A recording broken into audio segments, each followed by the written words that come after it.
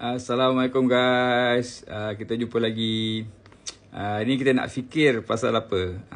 Ini kita nak cerita pasal kisah para nabi sikit. Adam, Idris, Nuh, Hud, Saleh, Ibrahim, Lut, Ismail. Yang tu kan kita selalu nyanyi kan. Sampailah nama Nabi Muhammad sallallahu alaihi wasallam kan. So cerita dia kita dilahirkan zaman moden lah, zaman akhir zaman ni kan. Zaman Nabi Muhammad sallallahu alaihi wasallam. So cerita dia tuan-tuan, Irfan nak ajak kita berfikir lah, ajak tuan-tuan dan puan berfikir. Katalah kita dilahirkan pada zaman Nabi Adam, payahlah kan. Pasal apa? Sebab banyak benda yang kita tak boleh belajar lah. Pasal masa tu, yang Nabi-Nabi yang seterusnya tu, Nabi Musa, Nabi Isa belum lahir lagi. Kita tak boleh ambil iktibar daripada kisah Nabi Musa. Tak boleh ambil iktibar daripada kisah Nabi Isa. Tak boleh ambil iktibar daripada Fir'aun dan kejahatannya. Tak boleh ambil iktibar daripada Salman Al-Farisi dan sebagainya. Betul tak? Sebab kita jadi umat Nabi Adam. Betul tak tuan-tuan dan puan-puan?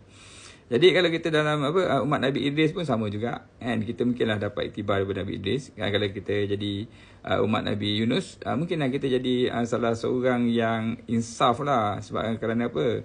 Sebab kerana Nabi Yunus kan dia lari kan pada hari ke-39 kan, sebelum menyampaikan hari ke-40 kan. Kena telan dengan ikan ikan jerung ikan paus. Kena telan, tak kena kunyah, kena telan. Lepas tu kita dapat iktibar daripada Nabi Yunus untuk faham yang dalam apa keadaan sekalipun kita kena ingat Allah dan mengisafi diri sendiri. Kan Nabi Yunus ajar kita pasal zikir la ilaha illa anta subhanaka inni kuntu minaz zalimin. Kan iaitu kita yang melakukan kesilapan dan kita harus bertaubat dalam hal tu. Kan jadi sebenarnya beruntunglah kita jadi umat Nabi Muhammad. Kenapa?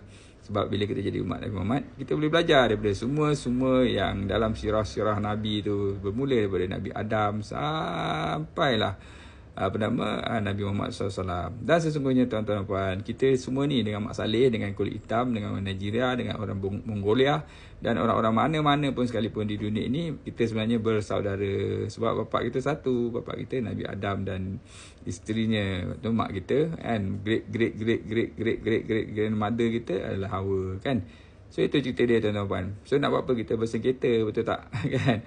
So bersyukurlah kita jadi umat Nabi Muhammad dan kita boleh belajar banyak perkara daripada Nabi Muhammad yang dengan adanya Quran, adanya manual insan dan adanya sunnah-sunnah Rasulullah dari semua segi.